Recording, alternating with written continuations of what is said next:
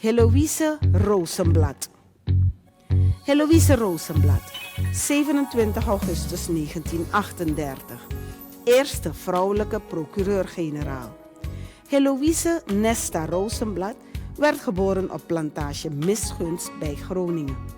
Rond 1944 verhuisde het gezin naar Paramaribo. In 1958 behaalde ze de onderwijzersakte.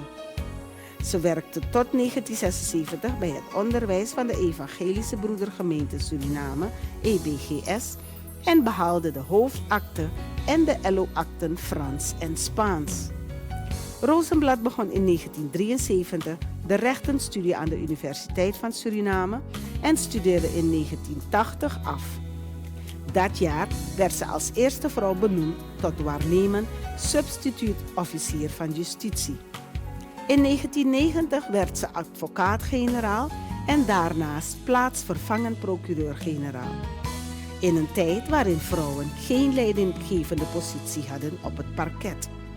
Haar doorbraak baande de weg voor andere vrouwelijke officieren van justitie. In 1999 werd ze definitief beëdigd tot procureur-generaal. Een jaar later ging ze met pensioen. Ze is actief lid van de EBGS. Vanaf 1958 deed zij veel jeugdwerk van de zondagsschool en jeugddiensten. Later werd ze hulpvoorganger.